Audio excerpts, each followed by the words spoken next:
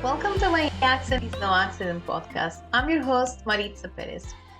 Our guest today is a true champion of kindness, helping children with disabilities and their families thrive. He is Doug Cornfield, an author, speaker, and former college athlete. Doug is the director of Disability Dream and Do D3D Sport Camps, created with Dave Clark. In college, he was a top contender in track and field and a scholarship athlete at the University of Georgia. His professional experience includes time spent in both the family entertainment industry and as a senior financial advisor for Merrill Lynch. More recently, he partnered with Dave Clark to organize their company and run D3D events, where the duo created opportunities for children and young adults with special needs to interact with professional sport players and compete with no limitations. Doug is married to Jackie, and their family includes 7 children, one of whom was born with no arms, and 5 grandchildren. Welcome, Doug. It is an honor to have you with us today. Thank you. Thank you for having me. It's always fun. It is going to be a beautiful conversation, I know. But before we start with our conversation and the whole thing, I want to know, what is your accent and why is not an accident? It was my accident. Oh my gosh, what I do is an accident. Actually, I feel like I was born an accident because I'm the youngest of 5 children, and my mom and dad didn't really intend to have a 5th one. And I was born shortly after my brother, like 3 years after my brother. It was an oopsie. So I was actually born an accident, but I still say I'm my mom's favorite. And it was her baby, of course. Yes, an unexpected surprise is always the favorite. Right. I relate with it. Yeah. So Doug, you have 7 children. Yeah, and they're all accidents. Pretty much, and for the record, one wife, it's all the same DNA, but it's amazing how you have 7 kids, and we're empty nesters for the first time. So we just sent our youngest child to college. He's a freshman in college. He's actually a scholarship athlete at a small college in Tennessee. And after all those years, 35 years of having kids in your house, all of a sudden we're empty nesters. But 7 kids are all different. It's amazing how different they can be. You think the same parents, same blood, whatever, and it's just there's similarities, of course, but then there's big differences as well. So there's an accident in this world from that perspective. Exactly. Nobody is an accident. But the beauty of it is that you have created your accent is to help kids with disabilities. Right. And how did that start? Yeah, you want to say it might have been an accident because it certainly wasn't what I set out to do in life. I'm very entrepreneurial driven. Kind of took a job which was still entrepreneurial driven with Merrill Lynch, and did that with my older brothers for actually 10 years. And when we were moving from the Atlanta area to upstate central New York, I read an article about a man named Dave Clark, who was pictured here, if you're watching on this podcast, to my, I don't know which shoulder it is. It's to my left shoulder, I think, whatever this is over here. And it might be on the right of your screen. But Dave is a polio survivor, and I'm reading this article about him while I was studying for my Series 7 at Merrill Lynch. And it said he was from Corning, New York, which is where I was moving my family, where my wife grew up. And Corning's very small. So to be reading an article about a guy in Corning, New York, when I'm moving to Corning, is, to me, it's an accident, but it's a weird accident. Makes any sense. Yes. And being an athlete that has been around sports my whole life. My dad was a world-class athlete. He worked in the sporting goods industry. And I'm reading about this guy who played professional baseball on crutches, and I'm saying, this doesn't make any sense. Why don't I know this story? It doesn't make sense that a guy would be playing professional baseball on crutches at the level that he was playing. And so, as it would be, the accident would be, or one of the accident is shortly before we moved to New York, I had a son that was born with neither arm developed. So all of a sudden I was thrown into the disability world as a parent. Mm-hmm. And I'm reading this article about Dave. My son was only a year old at the time, and we moved the family to New York, partnered with my brothers in marriage. And at the same time, I guess this is an accident, Dave had just finished a coaching career in the Swedish Major League. So after his playing career, he went into coaching, he owned a team, he did all these things. But he was kind of, I wouldn't say retiring, but semi-retiring. And he moved back home here to Corning. He had a home here in Corning. He was coaching overseas in Sweden. And so during that same time, I'm moving my family here. He's back in Corning. I'm reading this article about this man, and wound up he was coaching at a small minor league team just near here in Elmira, New York. And I took my whole family to a game. I had, at that time, I only had 5 kids. And I had Gideon in my arms after the game, and I went around the dugout to see if I could introduce myself to Dave. And I did, and we spoke after that night. We exchanged cell phones, and then we had our what I call our famous breakfast meeting. You know, it's clear as you can only remember pieces of it. Yeah. But I peppered him with questions, wondering what his parents did. How did he have such great success in spite of such limitations? And as a father with a child who knew he was going to be experiencing significant challenges, I wanted perspective. And a lot of that has led to what we do today, because it's that perspective that we try to give in our messaging to the families that come to our events. So that's a short and long-winded way that I can say all that. And that and that was beautiful because it actually you went there as a parent and it ended up being a bigger project for the two of you. Right. And so I got to know about his story. And if you're hearing this story for the first time, it's remarkable. There's a TED Talk I encourage people to go that he did at the Corning Museum of Glass. It's about 18 minutes long. It's very powerful. Have your Kleenexes ready, because he gets in all the feels type stories. And when I met him, it was just, okay, this story doesn't make sense. I mean, I was an athlete. I was around athletes my whole life. And a guy that's barely walked played professional baseball, you know? And he had to do it differently. And that's part of the messaging. He had to figure out how to get people out with the skills that he was given. And so what he did use, as he says, his best muscle is his mind. And he used his mind to figure out how to compete differently than, so he could compete with able-bodied players. This wasn't a Paralympics. This wasn't a sport for disabilities. He played for the Phillies. He played for the Pirates. So when I got to know his story, I was like, Dave, you need to write a book. There's more to this that meets the eye or something. Yes. And so, you know, one of the things that he did while we were, and then he became a client of mine at Merrill Lynch, so we had more time to spend together. And then, you know, we had him over for dinner, and I got to know more of his story. And I tell people often that when I share his story to people, I have to dumb it down to make it believable. I literally dumb it Yes. down. Like, one of the things that I learned after he's telling me he played professional baseball and he owned a team and he coached for the Olympics and all these things that he did. And I'm like, oh my gosh, this is crazy. Yes. And then he was over at my house one day and he said, well, my real love was ice hockey. Okay. Well, the guy couldn't skate, Okay. but he played ice hockey in college as the goalie. Yes. You Oh know, so my. yeah, so it's just nothing stopped this 5'2" guy on crutches with virtually no use of his legs. And so as I got to know the story more, and I'm like, okay, none of this makes sense, but you need a movie, you know. And now it makes sense to me because we spent so much time together. I know what he did, I know how he did it, I know what's real. You know, I know what's fake when somebody writes something about him in newspapers that don't really know about him or whatever. And so for this 10 years that I was at Merrill Lynch, Dave and I kind of developed a friendship, and I pushed him to write a book.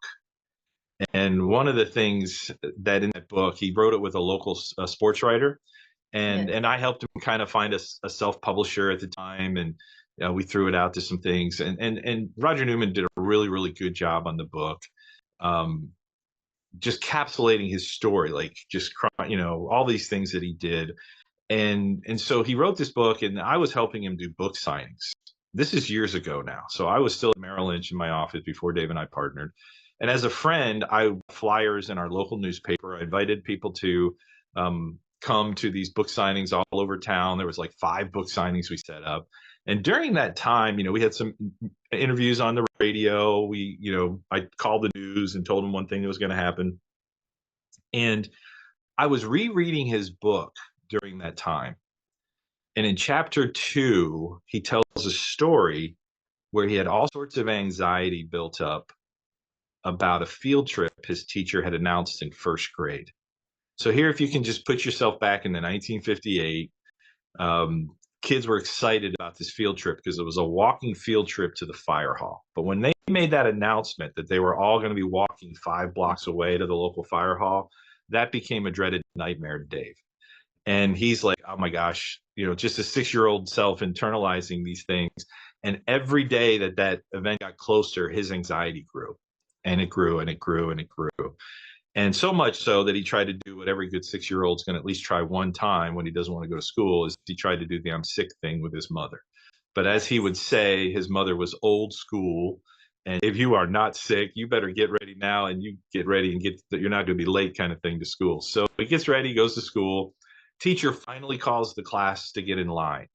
And at this point, Dave's only recourse is to go to the back of the line and think maybe the class will go ahead of him. He'll catch up as he can. At this point, not even know, if he could walk 5 blocks, as a 6-year-old on his crutches. And with all that anxiety, up comes one of his classmates. His name is Ernie Pound. And Ernie was never forgotten by Dave because he brought his radio flyer wagon to school that day to pull him. And it changed the whole day. And Dave never forgot that. And so he's writing this in his book, and I'm rereading it because I'd already read the book, but I'm rereading it with these book signings.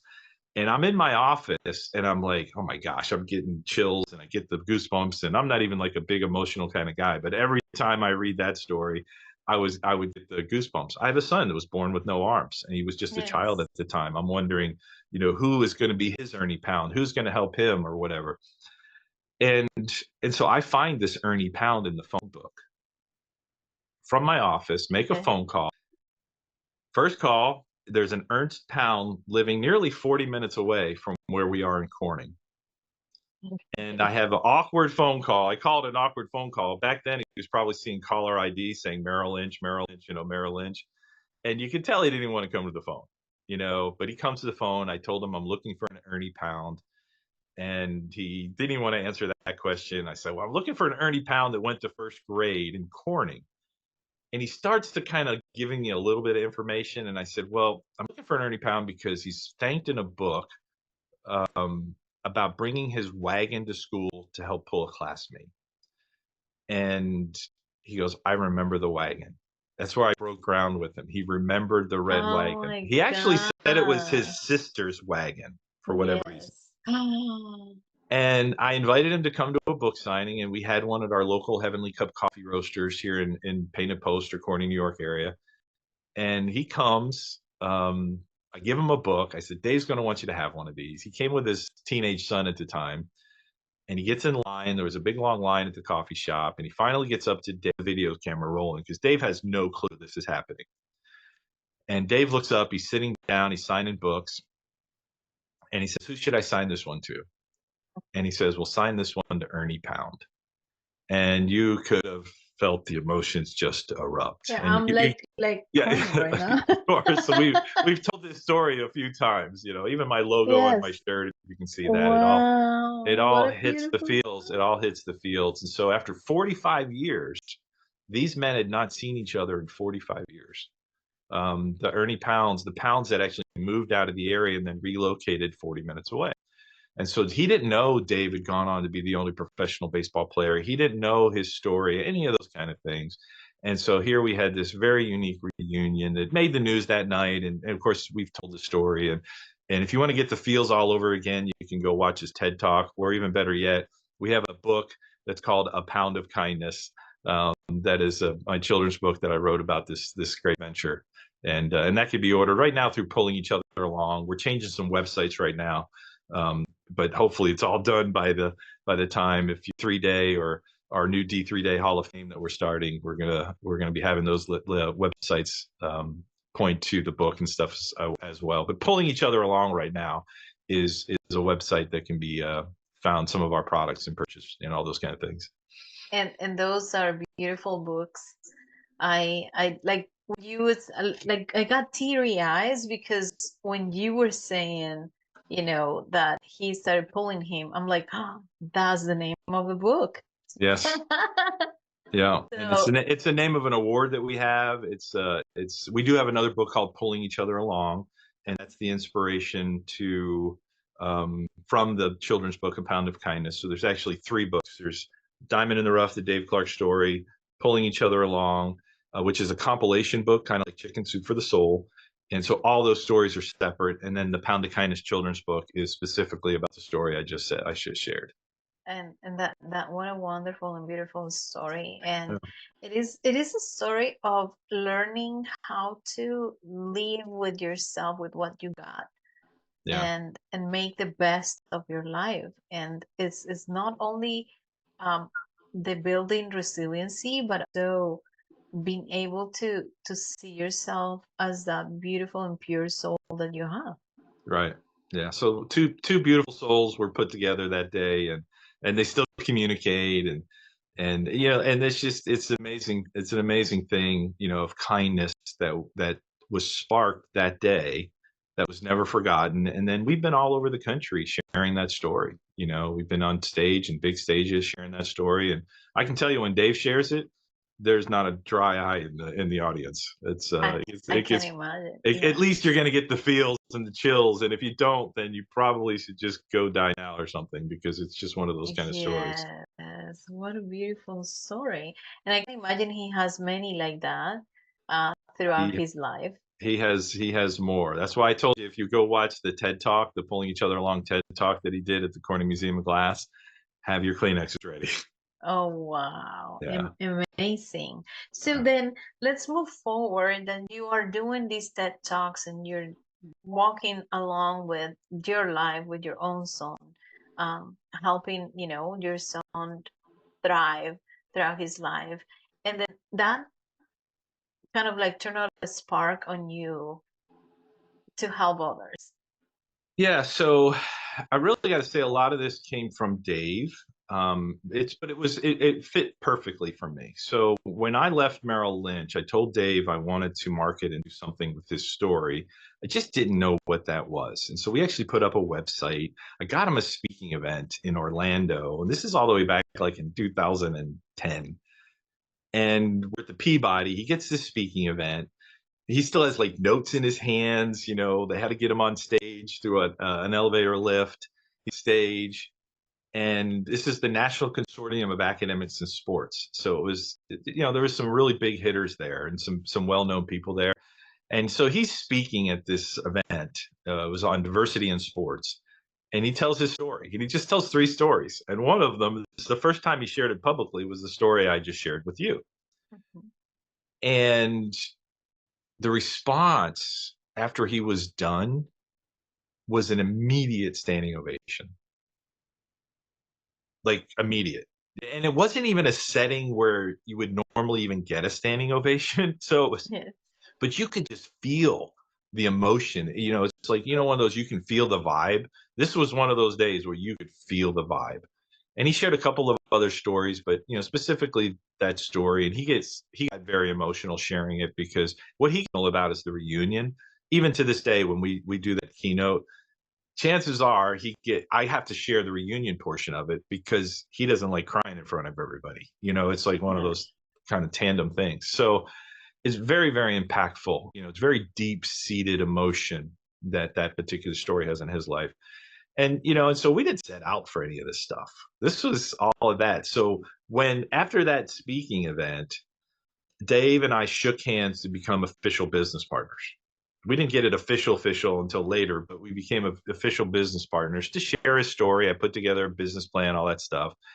And our first meeting that we really kind of did, like, hey, to get down to brass tactics of what we're going to do, I told him, we should be doing children's books, we should be doing documentaries, we should be shooting for a movie deal, we should be getting him speaking, all of those kind of things.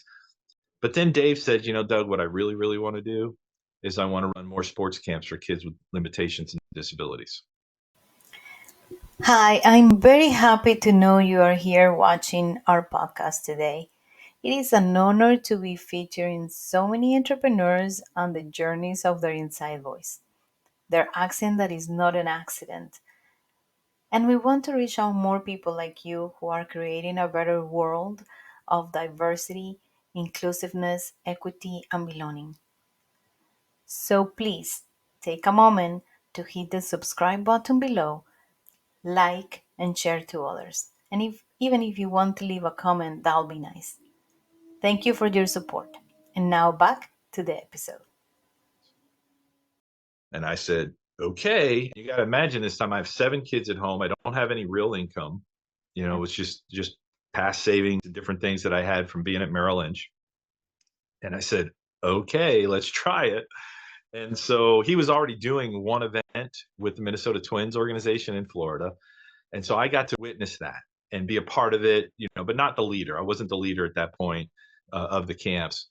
And I said, all right, this is really cool. This is you're getting pro players on the field with kids with disabilities and they're doing baseball. That's pretty cool. So I gave it a name. I called it Disability Dream Day at first. We've since changed it to Disability Dream and Do. And basically I sat down and I started, we did one here locally in his home area. You know, he was living in Florida. We did one in Corning. He flew up. We got the Corning Community College involved, their baseball team, all that kind of stuff. So I kind of wet my feet there of organizing a camp. Of course, the participants loved it. You know, it was just, they couldn't believe it. Even though we didn't have like a pro team, we had a college team for that. And then we did the next year, we did the Minnesota Twins again. And then I started reaching out to other pro teams. And I got the Binghamton Mets, which is the AA team for the Mets organization. First year of that, this is great. Second year, I couldn't even announce it because the signups were filling us up before I could even start it. Then we did a couple of camps in Nashville, and then the camp in Florida kept going. And then I started reaching out to other teams. And by 2019, we were doing hockey and baseball camps with professional sports teams. And we built a brand of Disability Dream and Do sports camps. 2020, we kind of got whacked pretty good. Yeah. I tell people now our train was starting to roll down the track. Dave was doing speaking events. I had a couple books out. We were at least getting our financing to cover the camp costs, and we were able to at least eat a little bit and breathe a little bit. And all of a sudden, COVID comes, knocks that train right off the tracks. And we were crawling for a little while, and then we started walking this year. And the goal for next year is to start running again. And so that's kind of our plans right now. So our main focus is doing these sports camps for kids with disabilities all over the country. With California, with the San Jose Giants. Yes. We work with the New York Yankees organization. We work with the Twins. We've worked with the Phillies. We've got several camps to fund this year. So if you're listening to this and you want to be a part of that growth, then find me on LinkedIn is probably the best place, or whatever you give. LinkedIn's a really good place for me because I'm the only Doug Cornfield, so I'm easy to find. And that ended up being a beautiful purpose. Yeah. And it's amazing. So how old is your kid now? So Gideon's 26. Wow. Yeah, no, he's a young man. He's been a big part of the events over the years, especially on the fundraising side before COVID. He was a big part of our fundraising. He wanted to fundraise for this, and we did what our fundraising was prior to COVID. It was we actually sold local products, mostly honey, and so I'd venture to say the young man has sold $1 million worth of product.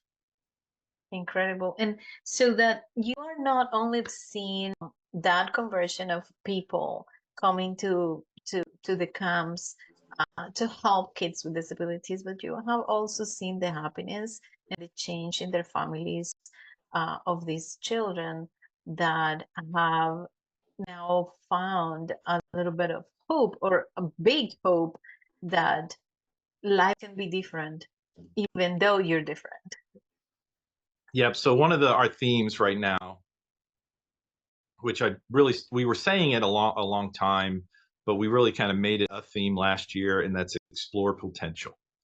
And so what we want to spark, one of our desires to spark, is to have these children and young adults. We actually don't put an age limit on our events. So we get all ages with disabilities. It's very inclusive, and all different kinds of disabilities as well, from being high on the spectrum, low on the spectrum, physical disabilities to almost, fully needing help if they're in a wheelchair or they've severe something or whatever from an accident, all these different kinds of things that we have. And so they all come to our events, and we don't worry about what they can't do. We just focus on what they can do. But what we do want them to do is see that they all have potential. We want them to see how high they can take that potential. And if it's this high and they hit a ceiling and they pivot and they go here and they pivot and they go here, we just want them to know that they can explore their potential. And we also want the parents and the caregivers to help get out of the way so that they don't limit that exploration.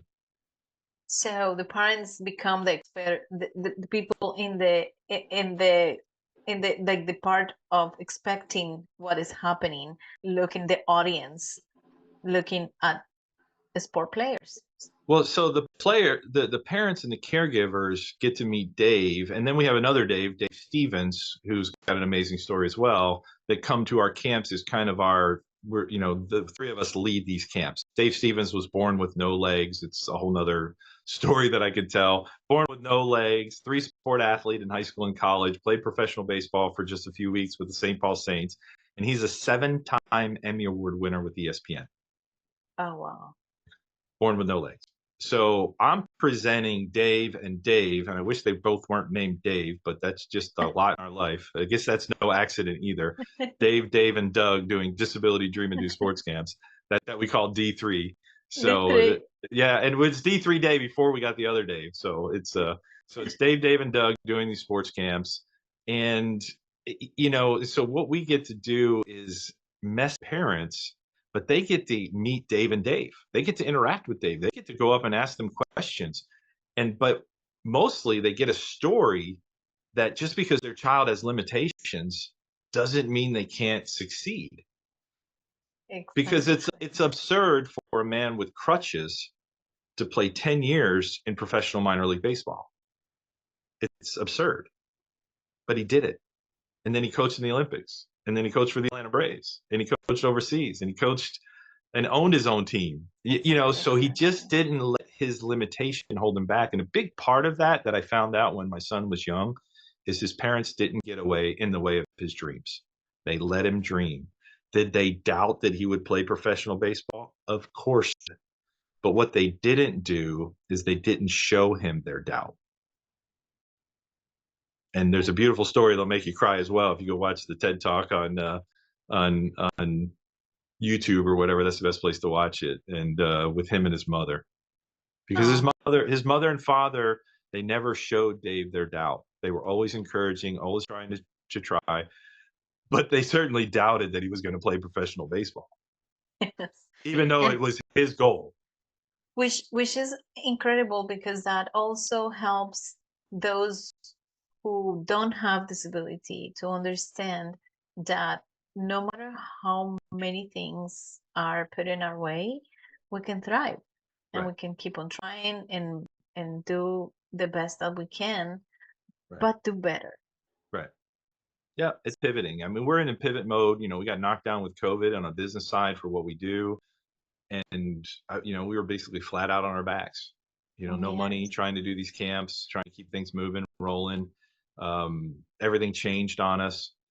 And so we've had to repivot. We've had to restructure. We've had to think differently, even on how we're going to fund the camps and how we're going to fund it. And we'll hopefully fund it much more so that we can do many more of these events, because it's truly a thrilling experience for everyone that comes to these events. And I want to say we have a secret sauce, because we do. We have a little bit of a secret sauce. Obviously, we have Dave and Dave, but there's a culture that we bring to the events too that make them successful in a very way.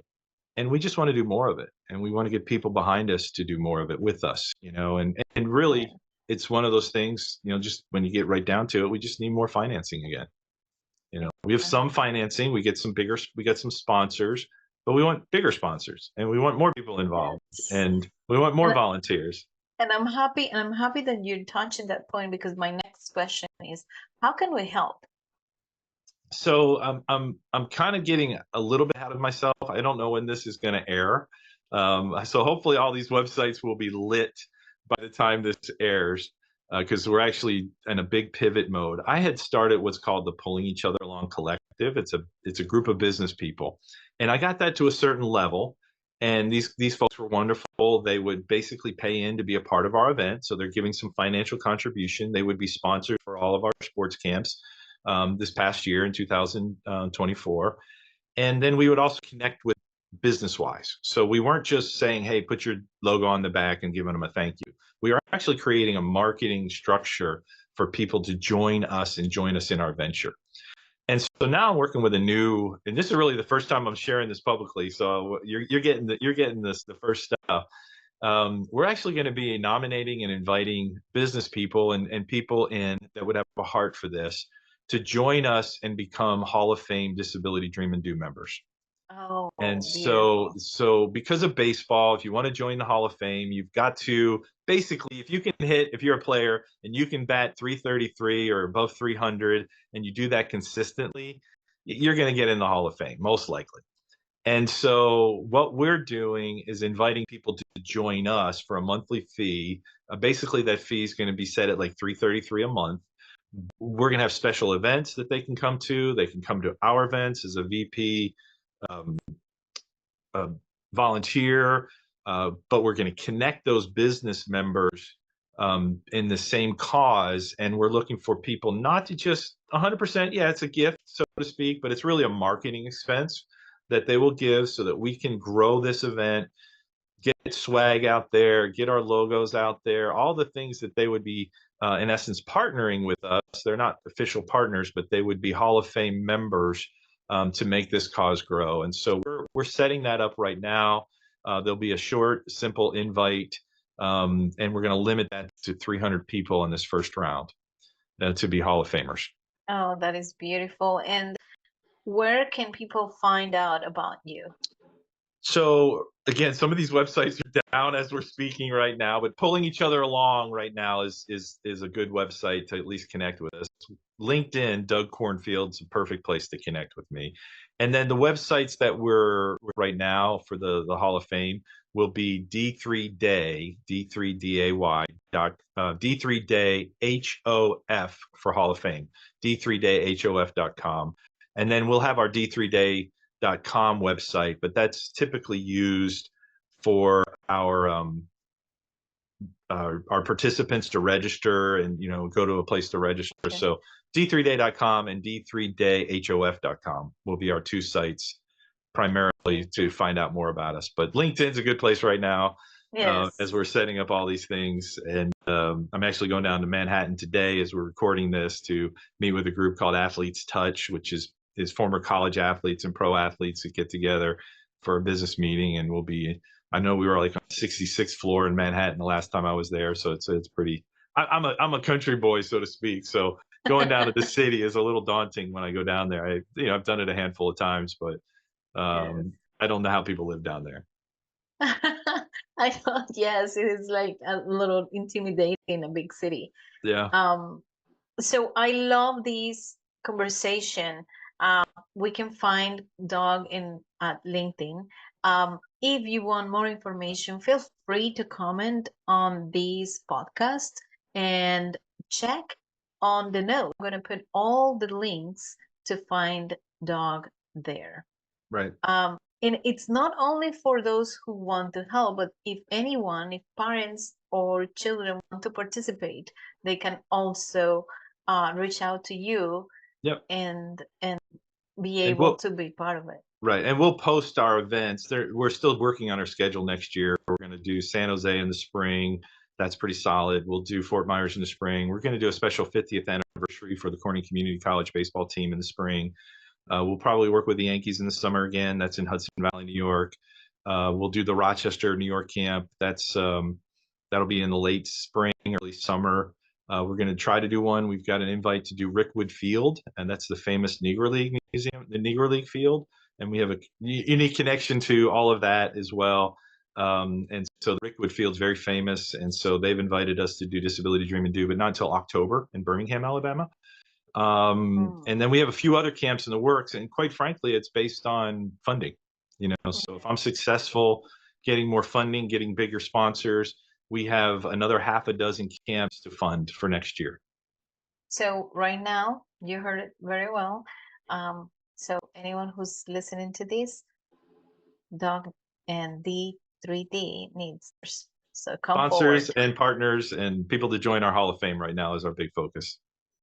Amazing. So you're looking for business partners, sponsors, and volunteers as well, if anyone wants to volunteer. Yeah, and the participants typically come from the areas that we do the camps in, because we're all over the country. It's we're from California to Florida to New York.